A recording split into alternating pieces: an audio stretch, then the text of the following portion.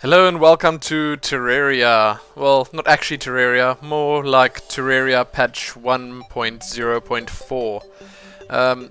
I thought I'd just put this video out there to just let everyone know that the game was indeed patched and those bunnies that you saw running around your world are in fact supposed to be there. It's part of the changes. So basically I'm just going to be reading the changelog, having a look what changed here, and I'm going to be borrowing a couple of screenshots from TerrariaOnline.com. They have a great post up titled patch 1.0.4 discoveries, and they've got a lot of the new stuff in there. You should definitely check it out. If you haven't checked that site out, it's pretty much the best Terraria site out there at the moment.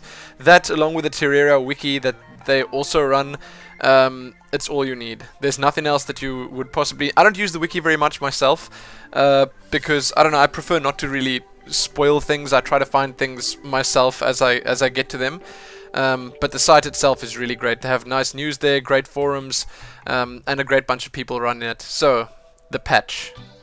The biggest features that they added, basically a bunch of vanity stuff. So they added a feature called social slots, which is like an extra set of armor slots, and you can put gear in there that will give you the looks of the gear but doesn't give you the stats. So basically you can put on, if you like the looks of the gold armor but you're currently wearing some high level 1 nightmare armor or whatever, I don't even know what the high level ones are called, then you can throw the gold armor in the social slot and it'll override, sort of override the other one, and it'll just give you that look. But I think the main reason for that is probably because of all the new vanity items they added. There's stuff like a tuxedo shirt and pants, a plumber outfit, yes, that's very Mario, a hero outfit and hat, I'd like to know what that is, I didn't check it out yet, a bunny hood, a fishbowl, which you can actually wear on your head as well, or I think used as a sort of decoration in your house.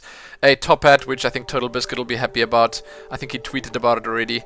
An archaeologist's outfit and hat, which is probably going to be my all-time favorite. I can be a true Indiana Jones, so that's definitely something I'm going to be looking for. That's going to be my top priority. A ninja outfit, which I think a lot of nerds will want. A red hat, a summer hat, a robe, which I think will probably look cool too. I don't know yet. A robot hat, a gold crown. There's a new item called leather, and there are 2 new dyes, green and black. So I think that not really a new item, more like a new material. You can now wear the jungle rose in your hair, so that's cool. The water candles enemy spawn rate increase effect now works correctly when held. I'm not even sure what that is. There are a few items were fixed.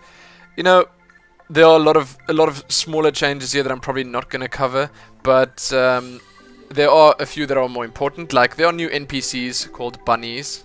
Okay, if you've logged in, you've probably seen those damn bunnies. They are everywhere. They're probably in your house, on top of your house, around your house, and you can't kill them. Well, I don't know how you can kill them. I'm sure there's a way of killing them. I'm sure some creative game out there's lured a bunny into some lava or some trap or something, and that's cruel, while at the same time obviously pretty creative. There are some there are some goldfish, sorry, NPCs, I'm pretty reading here. You can check out the goldfish. I think you can put a goldfish bowl, as I said, a fish bowl in your house and have some goldfish in there. Then there are corrupt bunnies and corrupt goldfish. Piranhas, which are pretty ferocious looking. I think they're mostly found in the dungeon, the jungle area. Harpies, which I have been told are on the floating islands. Then there's a new random mini-boss called the King Slime. And it's pretty interesting, the King Slime. It looks like there's actually something inside the slime. I don't know, you can check the screenshot out for yourself and sort of decide there. There are bats, jungle slimes, a snatcher, 2 rare enemies. One is Mr. Bones and the other one, the Groom. Not sure what those are. There's a new NPC that'll move into your house or town. And there's a Nero barking. He has to actually bark in every single one of my videos. Anyway, still barking. There's a clothier, so he'll move into your town when the requirements or conditions are met. I'm not sure what they are. Some are saying that you need to free the old man from Skeletron. That's, I think, the best that we can do so far. Then a few things like the enemy spawn distance has been pushed back to the max resolution, so they won't spawn on your screen anymore. The Eater of Worlds now has higher HP, defense, and damage, which will make him a bit more difficult. That's great. Dead Miner is a bit stronger, and Tim's spawn chance has been reduced. Ouch. Then players have a 1 second invulnerability time after they spawn, and the eat and drink animation now properly plays. Then, one of the biggest changes is that there's a big jungle area that was added. You've probably seen some screenshots of that on your screen already. And it's now possible to grow on the surface, as you can see. It grows on mud, and jungle trees will automatically grow on their own, as acorns are not usable on the jungle grass. So chasms are now less frequent to appear, but always have an orb. I'm not even sure what that means, but okay, that's great. Mud now blends graphically with dirt, so it looks a bit better and crisper, and jungle plants can now grow underwater. Then the multiplayer stuff, there's a bunch of improvements there, just minor bug fixes, stuff like that. I'm not going to go into that. Same for the server stuff, and there are a few miscellaneous things like resolution optimizations, stuff like that. I don't know, I think the patch is definitely adding a lot of cool stuff. But another thing that, as I was saying before, there's this patch 1.0.4 discoveries thread, and there's a bunch of interesting stuff that you can check out here too, which I urge you to check out. I'm not going to cover it all here, but I see that the Archaeology Hat is dropped by Mr. Bones, which is great. I'm just going to look at a few of the really cool ones. The clothier apparently sells a lot of stuff and for a lot of money. Like, apparently a plumber shirt and hats for 25 gold each. I don't know, maybe that's not a lot, but it is a lot for me at the moment because I've got like 3 gold. So 5 rotten chunks can make 1 leather, 15 leather can make the archaeologist's jacket or pants. That's cool. Okay, so I know I need to go make go farm some rotten chunks. As disgusting as that sounds, I'll do that. I will. Then they tell you what the robes materials are: 30 silk and 3 rubies, tuxedo pants, 20 silk and black dye. Not sure where you get the dye yet. Maybe you buy that at the clothier. Fishbowl can be crafted with 2 goldfish and 1 glass bottle. Great.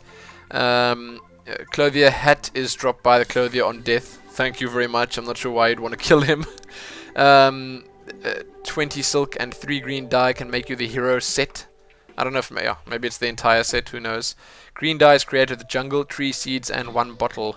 Ninja outfit is obtained by killing the king slime. I'm not sure why it drops a ninja outfit. Bunny hats are dropped by corrupted bunnies. Okay, there you go. Robot hats are dropped by piranhas, and top hats are dropped by grooms. So there's a lot of interesting stuff, and that's not all of it. There's a lot more. There's some great screenshots, as you've probably been looking at. I'm not sure if any of you know if the jungle area sort of comes without actually creating a new world. That would be great if you could tell me that and let everyone else know about that as well, because you know, creating a new world is not always something everyone wants to do, which I can totally relate to that. It's not so great. But so check those threads out. I'm linking them all below. Check TerrariaOnline.com out. Great website. They've got everything you need. Some great forums there. And as I said, great people. They're really supporting the game as much as they possibly can, and it's good. It's, I suppose, not really supporting the game. I mean, they are the creators and stuff are very much involved there. But anyway, check that out, and my next Terraria video will be coming soon. I just thought I'd put this out there because I know a lot of you guys probably aren't reading like the news, and you maybe just logged in and you were slightly confused about what happened. So that's it. Thanks for watching. I hope it was enjoyable. I hope you learned something new here. Read those patch notes. Check that discoveries thread out because it is pretty entertaining. And most importantly, happy Terraria in. That doesn't really sound very good, but happy that.